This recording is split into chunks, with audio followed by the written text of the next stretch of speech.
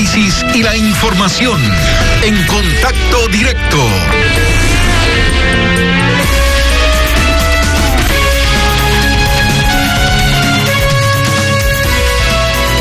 Esta semana política se cierra con 3 hechos noticiosos cuyas repercusiones en la gobernanza del país merecen ser analizadas. Hablaremos de los ajustes que la Corte Constitucional hizo al proyecto de consulta popular del gobierno, el fracaso del correísmo y el PCC en el juicio político a los vocales del Consejo de la Judicatura y el cierre de las mesas de diálogo entre Carondelet y las organizaciones indígenas. Para comentar estos hechos nos acompaña desde Guayaquil César Ron, ex legislador y ex militante del Partido Social Cristiano. Ingeniero Ron, bienvenido a Contacto Directo. Gracias, Carlos. Buenos días. Un gusto enorme estar con ustedes esta mañana. Gracias, ingeniero. Buenos días. Usted, que fue un constituyente en 2008 y en 1997, ¿no cree que la Corte Constitucional, al haber retirado del cuestionario de enmiendas las preguntas sobre Fuerzas Armadas en la coordinación de la seguridad y aquellas sobre los cambios de fondo al Consejo de Participación Ciudadana, es restarle condumio a la consulta popular del presidente Lasso? Las dos preguntas son de mucho peso, dada la coyuntura política y la necesidad de orden que tiene el Ecuador, especialmente en materia de seguridad. Y por lo tanto, pues casi queda desarmada la consulta.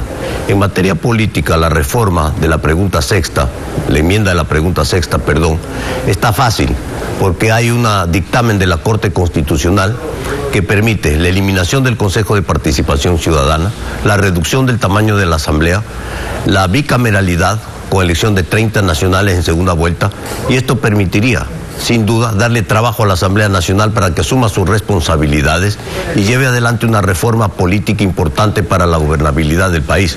Por lo tanto, el Gobierno Nacional tiene en sus manos el utilizar dictámenes que están en la Corte Constitucional, que han sido favorablemente atendidos con más de 300.000 firmas ciudadanas y que permitirían al Ecuador ir a una reforma política de fondo, que es lo que necesita el Ecuador para la gobernabilidad. Pero, ingeniero, ¿cuál sería el método? ¿Qué es lo que usted nos está tratando de explicar? ¿Que deberíamos volver los ojos a la Asamblea en función de lo que significó el proceso anterior, el que lideró el grupo alrededor de Julio César Trujillo?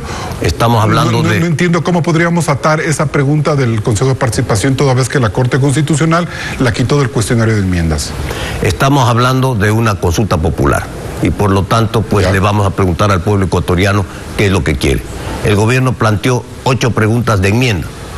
Ahora tendría que plantear 6 preguntas de enmienda y 1 o 2 preguntas de reforma constitucional, de reforma parcial a la Constitución. Después de que el pueblo le dé la orden y la instrucción a la Asamblea Nacional, no le queda más a la Asamblea Nacional que llevar adelante esta reforma política. Por eso, insisto, está el camino allanado, porque existe ya un dictamen favorable de la Corte Constitucional que permitiría hacer la reforma política. Y en este otro caso de las Fuerzas Armadas también. Pero entonces, ¿qué habría que hacer primero? ¿Tendríamos que pedirle a la Asamblea que avance el trabajo o a través de una pregunta más bien declarativa en la consulta popular obligarle a la Asamblea a que del trámite que usted mantiene?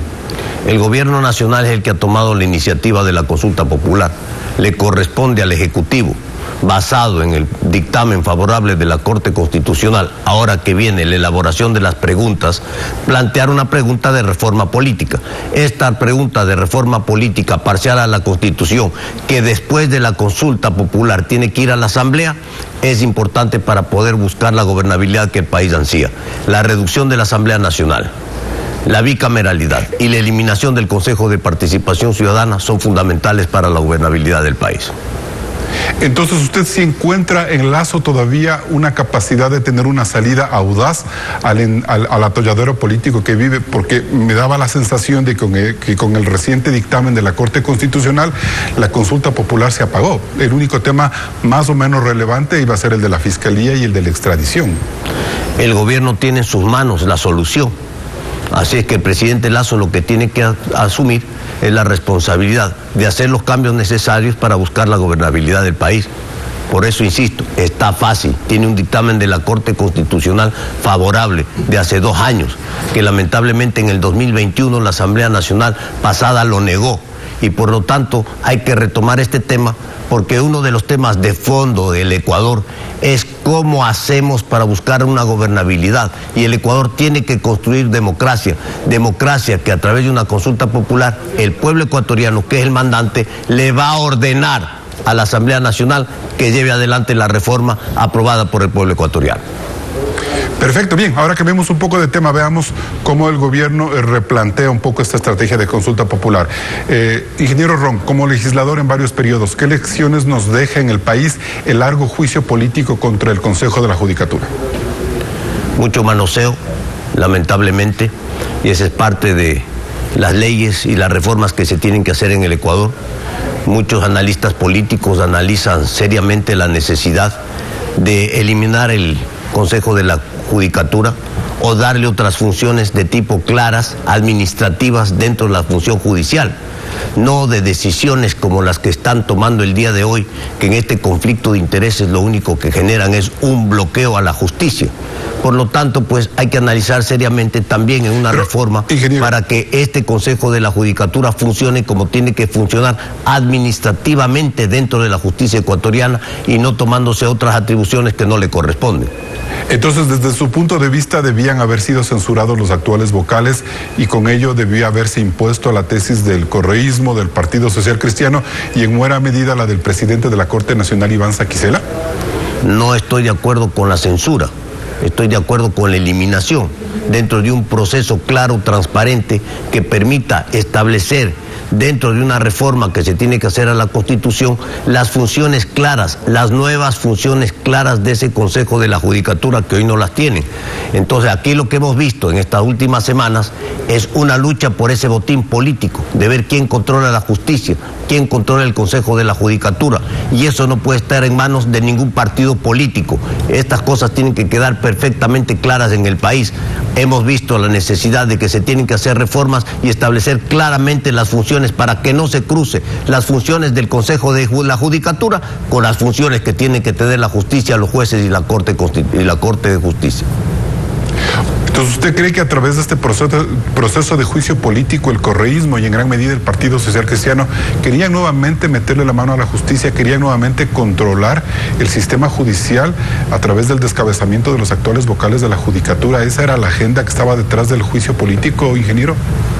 Técnicamente, si se hubiera censurado al Consejo de la Judicatura, lo que corresponde de acuerdo a la ley y a lo que está vigente es que los suplentes, los alternos, asuman sus funciones. Y entonces, claro, habrá que ver en los cuadros, ¿no?, quiénes son los alternos que les correspondería asumir estas funciones. La lucha que hay en la Asamblea Nacional por el control político es clara, es evidente, y no de ahora, ¿cuál es de hace mucho tiempo. Ingeniero Ron, ¿qué es lo que busca esa Asamblea ahora? La Asamblea Nacional ahora tiene otra composición. La Asamblea Nacional ahora está tratando de lavarse la cara, ¿no? Y entonces ha iniciado unas mesas de diálogo para buscar salida a proyectos importantes que se necesitan en el país. Entonces ya hubo la primera mesa de diálogo con la reevaluación o rediseño de la ley importante de inversiones, que regresa al Ejecutivo para que venga el proyecto de ley. Bueno, hay que ponerse a trabajar si es que verdaderamente quieren trabajar en reformas en beneficio del país en este sentido. Pero la Asamblea Nacional durante todo este tiempo lo único que ha estado es de espaldas al pueblo ecuatoriano, en una lucha encarnizada por el poder, por tener control de las distintas funciones del Estado, por tener control del Consejo de Participación Ciudadana y Control Social, por tener acceso ¿a qué? A fiscalías, a contralorías, a superintendencias, y eso no se puede permitir. ¿Usted le cree a Virgilio Saquicela? ¿Perdón? ¿Usted le cree a Virgilio Saquicela en este espíritu genuino de avanzar en unas mesas de diálogo? Esperemos. Tengo mis dudas, porque detrás de todo esto siempre está este fantasma, ¿no es cierto?, de querer tumbar al gobierno, que ha sido claro y evidente también durante todo este proceso de la Asamblea y también de los que calientan la calle, que están en las mesas de diálogo con el gobierno nacional. Entonces, los que calientan la calle también tienen control indirecto de la Asamblea Nacional. Así que los objetivos políticos tienen que ser claros en el país. Aquí no nos van a engañar a los ecuatorianos. Y por otro lado, tenemos que dejar de ser ingenuos, porque en política la ingenuidad puede costarle muy caro al país. Bueno, ese mensaje habría que darle al gobierno del presidente Lasso, que se ha vanagloriado en algunos momentos de ser ingenuo. Pero bien, vamos ahora al otro factor de desestabilización política del país, o de estabilidad política. No sé cómo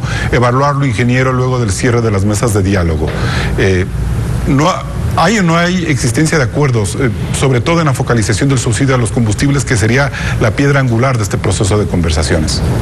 Lamentablemente las mesas de diálogo son nuevamente un fallido intento por buscar acuerdos en el país.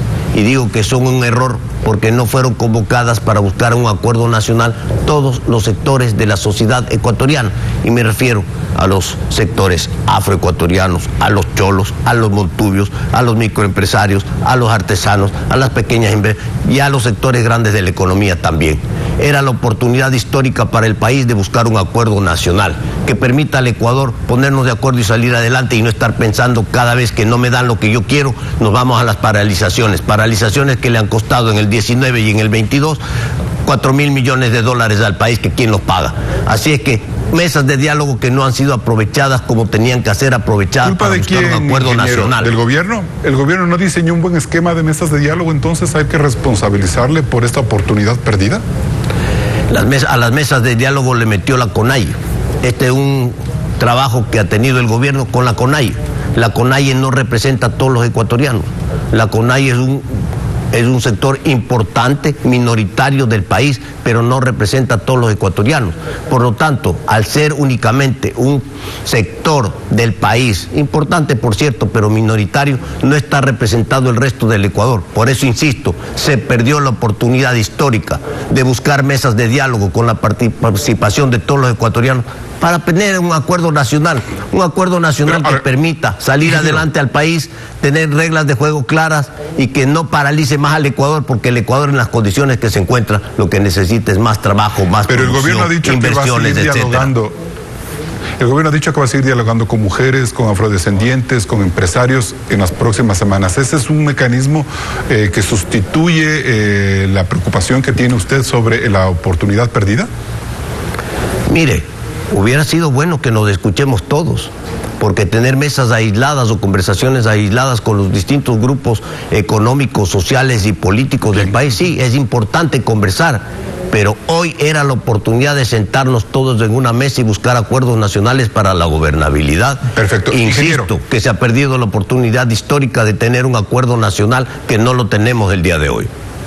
Bien, y los sectores indígenas cuestionan que el Estado se oponga a dar beneficios a los sectores productivos y campesinos, los pequeños me refiero, cuando mantiene precios diferenciados de los combustibles para el sector camaronero.